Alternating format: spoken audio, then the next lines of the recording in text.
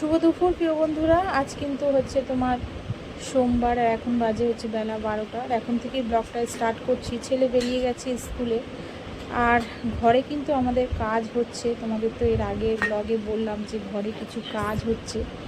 তো দেখো, এটা কিন্তু শাশুড়ির ঘরে, তোমার যে জায়গাটা শাশুড়ির টিভি থাকতো, তো ওইখানটায় কিন্তু দেখো এখন কাজ হচ্ছে, দেখতেই পাচ্ছ। এখনও পুরোপুরি রেডি হয়নি।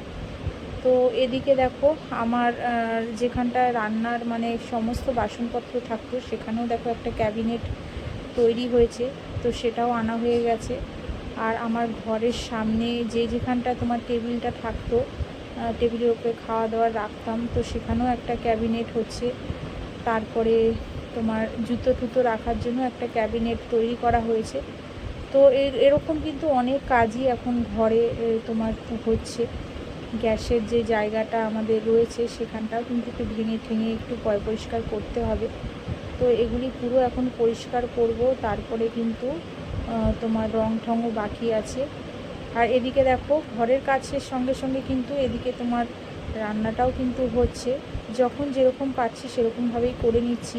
তো রান্নাটা পুরোপুরিভাবে একভাবে করতে পারছি না। সকালবেলা দিকটাই ছেলে স্কুলে গেছিলো, একটু পেঁয়াজের ডাল আর আলু ভাজা আর তোমার ডিম সিদ্ধ করে দিয়েছিলাম, ওই খেয়েই ছেলে বেরিয়ে গেছে। বড় ছেলেকে এখন খেতে দিয়ে দিয়েছি। আর ঘরের দেখো চারিদিকের অবস্থা, সত্যি বলতে কি এরকম ঘর থাকলে না একদম ভালো লাগে না দেখতে, কিন্তু কিছু করারও নেই জানো তো।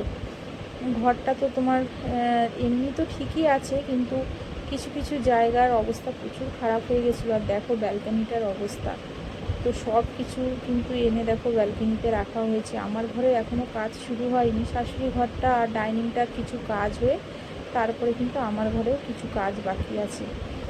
তো যাই হোক, দেখো তোমাদের দাদাভাই কিন্তু ভেটকি মাছ নিয়ে এসছে। তো আজকে একটু ভেটকি মাছে করবো হচ্ছে ঝাল, আর একটু পটল ভাজবো। আর সকালের দিকটা তো একটু ডাল আলু ভাজা করেই নিয়েছিলাম। আর একটু শিং মাছের ঝোল শাশুড়ি করেছিল তোমাদের দাদাভাইয়ের জন্যে। তোমাদের দাদাভাই একটু শরীরটা দুদিন খারাপ হয়েছে, তাই একটু শিং মাছ নিয়ে এসেছিলো। শাশুড়ি সকালের দিকটা শিং মাছের ঝোল করেছিল। তো আমি এখন এই ভেটকি মাছের একটু দেখো ঝাল করে নিলাম। আর পুরোপুরি তোমাদের সঙ্গে অনেক বড় যে ব্লগটা করব সেটা কিন্তু করতে পারছি না। প্রথমত তো ছেলের এক্সামের জন্যে, কারণ ওর তো তোমাদের বললাম নেক্সট মান্থ থেকে ওর এক্সাম রয়েছে। তো সেই কারণে একটু ছোটো ছোটো তো ব্লগ করছি, এটা প্রতিদিনই বলছি। আর দেখো এখানে কিন্তু দেখো কাজ হচ্ছে। আর এখন কিন্তু অনেকটাই বেলা হয়ে গেছে, ওই 3:30 মতন বাজে। আমাদের খাওয়া দাওয়া হয়ে গেছে। আর দেখো কাজ কিন্তু সকাল থেকেই চলছে। একটুখানি ওরা খেতে গিয়েছিলো দুপুরের দিকটা, তো আবার এসে কাজ করছে। আর শাশুড়ি দেখো আমার ঘরে শুয়েছে, ছোটো ছেলে কিন্তু স্কুল থেকে এসে গেছে, আর ও একটু তোমার ফোন দেখছে। আর দেখো আমি একটু রেডি হয়ে নিয়েছি, একটু বেরাবো হচ্ছে বাইরে। এখন ওই 6:30 মতন বাজে। আর কোথায় বেরাবো এর পরের ব্লকে তোমাদের জানাবো।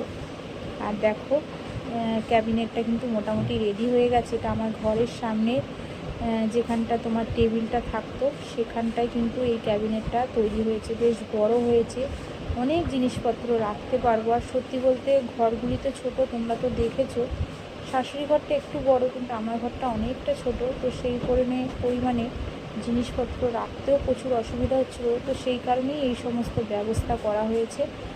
আর রান্নাঘরের যেই জায়গাটা দেখছো, সেখানেও তোমার বাসনপত্র রাখারও খুব অসুবিধা হচ্ছিলো বলেই এই জিনিসপত্রগুলি কিন্তু রেডি করে আনা হয়েছে। তো এখন সেটিং করছে। আর শাশুড়ির দেখো এই জায়গাটা কিন্তু মোটামুটি রেডি করেছে, এখনও বাকি আছে। এখন কয়েকদিন চলবে ঘরের কাজ, তারপর রং ঢং তো আছেই। তো চলো বন্ধুরা, আজকে কিন্তু এই পর্যন্তই। আবার দেখা হচ্ছে আগামীকাল একটি নতুন ব্লগের সাথে। আর যারা যারা আমার চ্যানেল নতুন দেখছো, তো প্লিজ যদি ভালো লেগে থাকে ভিডিও কোনো অংশ, একটা লাইক সাবস্ক্রাইব করে আমার পাশে থেকো। আর যারা পেরিয়ে থেকে তাদের অসংখ্য ধন্যবাদ, অনেক অনেক ভালোবাসা। এইভাবেই আমার পাশে থেকো, আমি সবসময়ের জন্য তোমাদের পাশে আছি। তো চলো বন্ধুরা, আজকের মতন সবাইকে টাটা।